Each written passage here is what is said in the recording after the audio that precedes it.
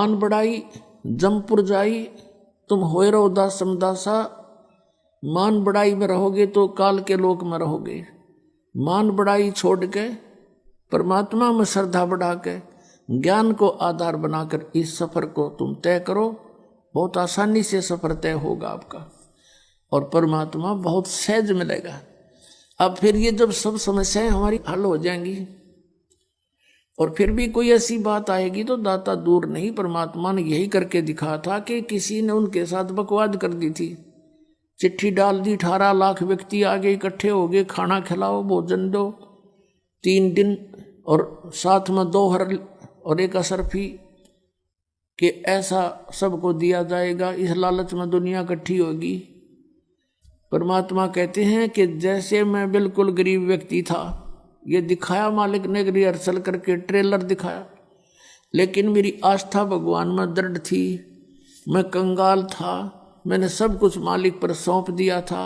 कहते हैं सर्वस्व सौंप देत साहेब को काज जिन्हों के सरिया। जो सर्वस्व सौंप देते हैं मालिक पर, कहते हैं फिर दाता हाजिर खड़ा रहता उसके लिए। फिर ये दिखा के देखो मेरे लिए परमात्मा ने के स्वरूप बना लिया था।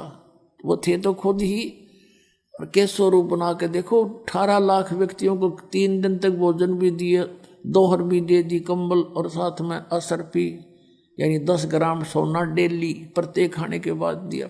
तो तुम भी यदि इतना विश्वास करोगे और यहाँ माया जोड़ कर नहीं धरोगे, फिर देखना मैं कैसे करके दिखाऊंगा। एक समय पुण्यात्माओं, हम क्या हैं? हम परमात्मा की भक्ति करते हैं और हम परमात्मा के ज्ञान से अपरिचित होने से फिर अपने हिसाब से ही चलते हैं। आदरणीय गरीबदास साहिब जी को परमेश्वर मिले थे कबीर देव जी,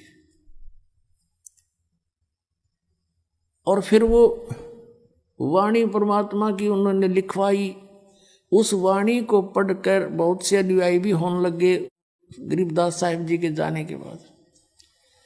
और पुण्यात्मा जो होती है वही परमात्मा की खोज में लगी हैं, तो वो किसी ना किसी गुरु के पास अवश्य चले जाते हैं और उस संत के बताए मार्ग पर वो करते हैं। अब जैसे और उनके होते हैं वो पिछले संस्कार, पिछले पुण्य होते।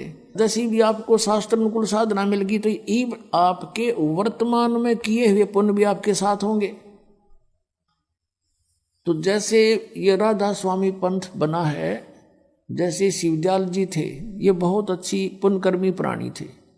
आगे रास्ता मिला नहीं, स्वयं प्रभु बन गया, कोई गुरु धारण किया नहीं। आप पे परमात्मा कबीर जी की वाणी को और गुरु नानक देव जी की वाणी को, इनको पढ़ा के आप पे मन गढ़ंत मंत्र बनाकर और बन गया प्रभु हठ योग करके।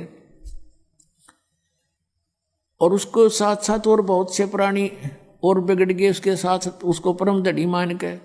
एक व्यास के अंदर जयमल सिंह जी हुए हैं, उन्होंने उनसे नाम लिया, उन्होंने व्यास में एक डेरा स्थापित कर दिया। उस श्री जयमल सिंह जी के एक श्री सावण सिंह जी संत उनके शिष्य हुए। अब सावण सिंह जी के जो संत शिष्य आगे बहुत से बने, उनमें से एक बिलोचिस्तानी शाह मस्ताना खेमामल जी, जिसने सच्चा सौदा सिरसा के अंदर एक स्थापना कर दी डेरे की।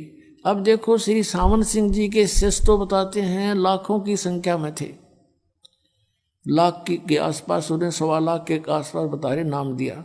तो उनमें से ये खेमामल जी ही क्यों प्रभु बन गए? अलग से उसको कोई नाम देने का आदेश भी नहीं दिया, क्योंकि ये कैसे अपने आप में अलग से गुरु पद बना लिया। उसमें सिद्धियाँ भी थी, बहुत से उनके प्रमाण हैं कि औरों को उसने बहुत सी राहत भी दे दी, कुछ सुख भी दिए हैं। तो वो कैसे था? वो इसकी अपनी पूंजी थी, पिछले संस्कार थे इसके, पुण्य थे इसके, और अन्य लाखों थे वो ना पढ़ पे ऐसे एकदम।